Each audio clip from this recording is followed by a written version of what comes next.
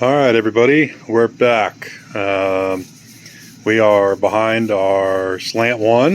It's a 1986 model, and this machine has always annoyed us because it doesn't have tool geometry and work shift offsets. So it's got wear offsets, and if you watch our other video that we explain that we use our wear offset page to put our tool geometry and then call up the tools in a kind of an odd way to avoid having to use a G50 grid shift. Well, it always annoyed me.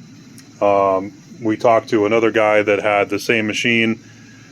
They got the parameters from Methods, who's the service company for this machine, or the distributor, and they gave him the parameters. So we got the same parameters, put them in the machine, and we weren't actually able to enter values into those tables even though we enabled them. So they told us, both Fanuc and some internet sleuthing, that we didn't have enough memory. So we have 8 kilobytes of memory. So this is, I'm going to have it hidden in here, this is the original bubble memory board. And so bubble memory, that's the part number. I just call this one a 0015. That's 64. If you divide that by 8, that will give you your kilobytes in memory that you have on the machine itself. So I did a little eBay searching and found this unit here. So this is a 0017. So it's got more memory. It should have 32K of memory. And it should have enough memory to hopefully hold the extra information for the wear offset pages, right? So on the 6 control, there's a little switch down here to turn your parameter read on and off, or enable or disable.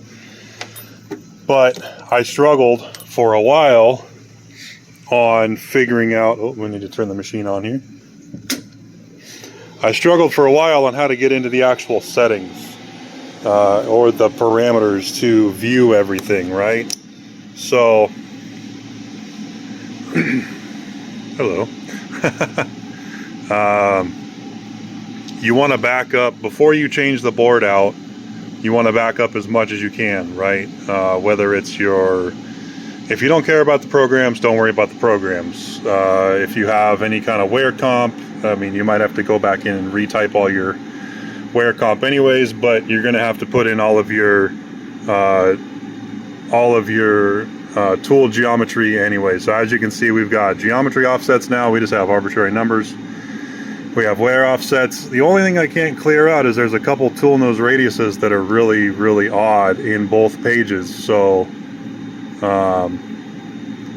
but we don't use tool nose radius comp at the machine. We let our CAM software do that. So it really doesn't matter as long as we can put our X and Z numbers in and our work shift as well. Now the big thing is getting all of your parameters backed up. So if you go through and you hit the parameter button, you can basically just scroll through and record everything down. You can also punch them out to a computer if you have a computer hooked up. So that's normally what we do. But we also took a video just as sort of a backup. All of your 300 to your 305s are all of your purchased options for the machine. And even in the parameter manuals, they will tell you kind of what the factory settings are.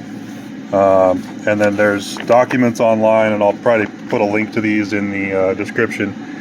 But it'll actually tell you what they all are as far as the individual ones. So like 302 bit 6 is our work coordinate settings. 302 bit 7 is offset value counter input, and then direct input of offset values bit 2, and then 304 bit 2 is our tool wear geometry.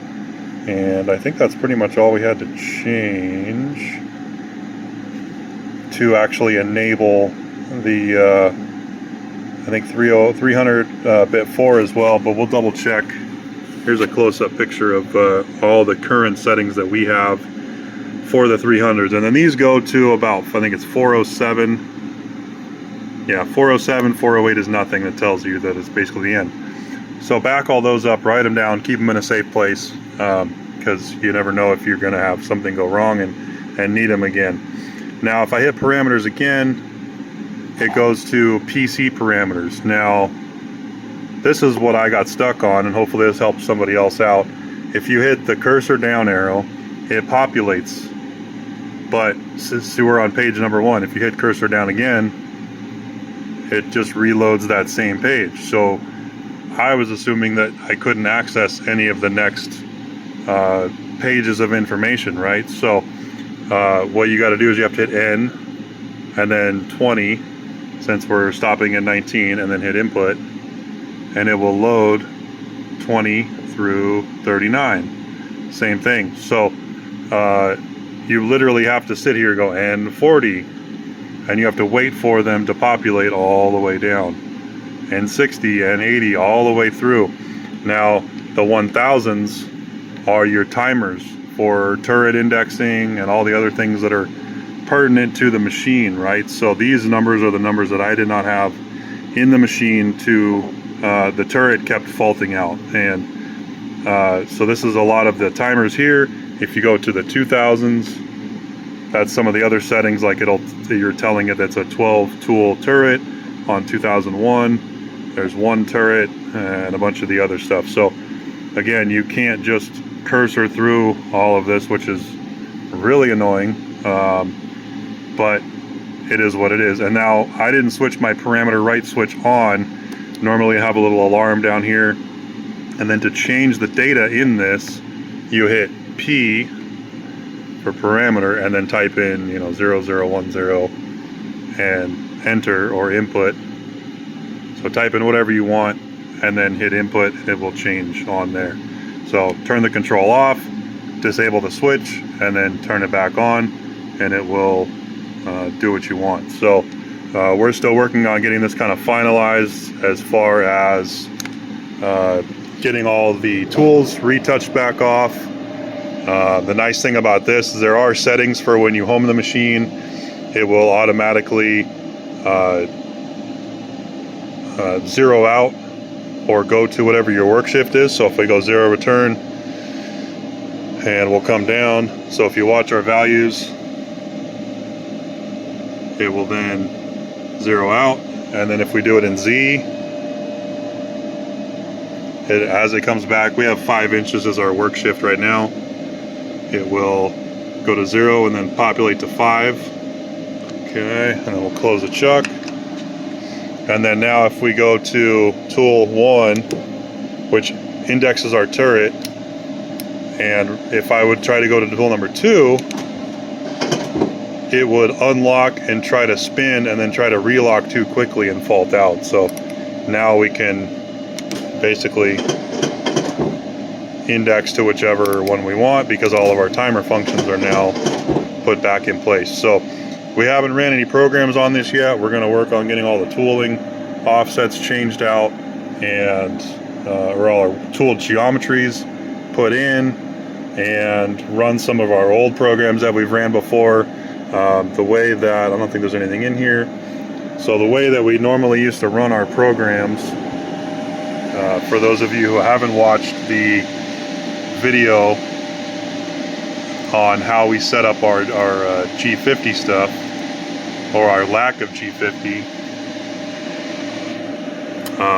So the way we had it set up is we'd call tool 1 on the turret, and then in our first rapid move we would call the wear offset, which was acting as a geometry offset, and then we could use standard code from there. So we didn't have to do a G50 grid shift anywhere on the program at all, other than our G50 for our speed limit on the spindle for constant surface speed. So same thing here, go back to home, come down, index to number 6, and then in our first rapid motion we would apply the wear offset, which was technically our geometry offset, and then we would continue on as you normally would. So hopefully now we can just change these to 0606 and get rid of that.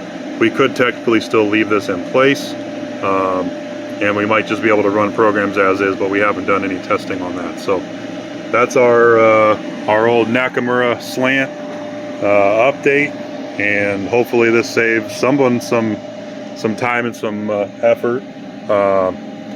Also, I called Methods and Fanuc, and they both said it's about $7,000 to do this upgrade, and I'm not sure if that's just because it's the bubble memory board in the back, or there is actually some EEPROMs or something else that has to be changed as far as the ladder or anything else.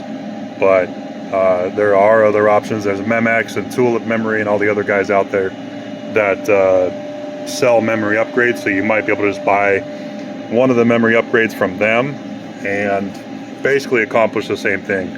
So hopefully, you know, we were going to spend about $800 on buying just an upgraded memory board for this machine. The problem is, if you look in the back of this machine, the memory board actually goes between the bubble memory board and the main board, so it sticks out another about 5 inches. And with the design of this cabinet, the board would actually stick out past the door and it would run into this. So we were kind of SOL there as far as options. So our only option was to get the 0017 board, and yeah, hopefully that'll get us rolling. Thanks for watching. We'll catch you next time.